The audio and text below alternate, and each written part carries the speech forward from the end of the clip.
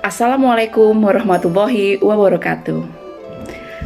Perkenalkan, saya Yayu Widiawati, guru SMK Sunan Ampel, calon guru penggerak Angkatan 7 Kabupaten Jember.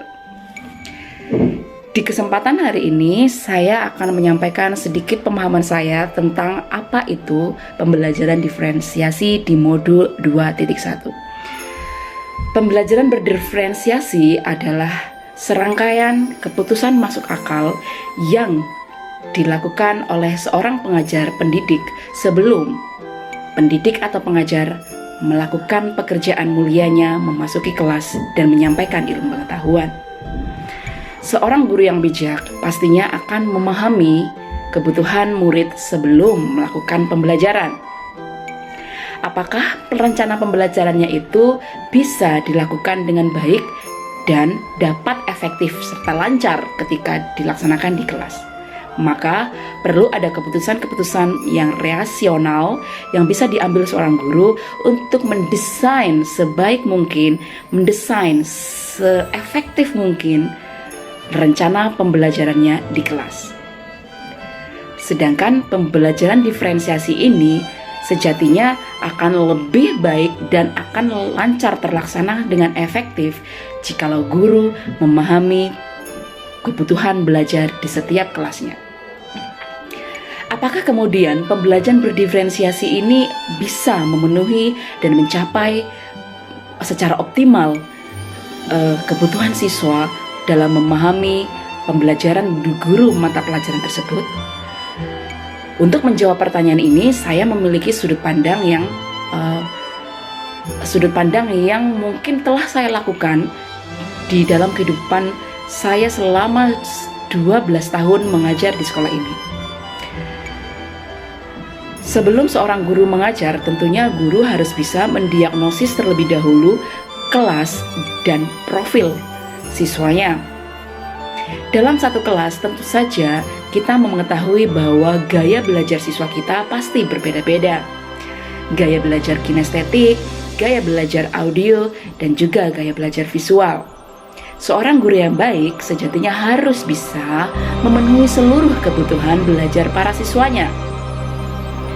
Fungsi mendiagnosis bisa dilakukan dengan cara membagikan kuesioner di awal pembelajaran, melakukan observasi dengan rekan sejawat, dan juga melakukan wawancara dengan siswa tersebut, sehingga kita mengetahui minat dan gaya belajar siswa tersebut. Maka ketika kita sedang mendesain rencana pembelajaran untuk materi pembelajaran kita akan memasukkan unsur-unsur dari emosi dan gaya belajar siswa. Seorang guru yang baik juga harus bisa sekreatif mungkin memenuhi kebutuhan belajar siswanya dengan merencanakan pembelajaran yang memenuhi kebutuhan siswa dari segi kinestetik, audio, dan visual. Memang dibutuhkan effort, dibutuhkan daya kreativitas dan energi yang luar biasa dari guru tersebut. Namun kita harus memikirkan bahwa proses yang kita lakukan ini pastinya akan berdampak positif kepada hasil pencapaian siswa kita. Namun kita juga harus mengetahui bahwa kita sebagai seorang guru tidak bisa memenuhi secara sempurna kebutuhan belajar siswa. Namun ada proses, ada ikhtiar, ada usaha yang dilakukan seorang guru untuk memprakarsa perubahan, untuk memperbaiki dan mengevaluasi setiap pembelajarannya lebih baik di kemudian hari. Berikutnya, bagaimana kemudian kaitan modul pembelajaran diferensiasi dengan pembelajaran modul sebelumnya? Tentu saja saling berkaitan. Ini paling penting adalah kaitannya di modul 1.1. Bagaimana Ki Hajar Dewantara bisa menelurkan filosofinya, bagaimana kodrat zaman, kodrat alam, diri siswa itu menjadi bekal kita sebagai seorang pendidik untuk bisa memahami siswa secara utuh. Berikutnya, bagaimana dengan nilai dan visi guru penggerak di modul 1.2? Setelah kita memahami kebutuhan siswa kita, memahami emosional lingkungan sekolah kita, juga kita harus memahami visi sekolah kita harus linier dengan visi diri kita. Prakarsa perubahan, melakukan perubahan secara mikro, perlahan-lahan dengan rekan sejawat untuk bisa melakukan hal-hal proyek yang baik, yang berkesinambungan, yang bisa kita lakukan di sekolah kita. Dan yang paling penting adalah kaitan materi ini di budaya positif. Melakukan prakarsa keyakinan kelas, membuat kelas kita menjadi paham, menyadari bahwa keyakinan kelas itu penting untuk kita laksanakan, kita yakini untuk kita lakukan seefektif mungkin di dalam pelajaran kelas.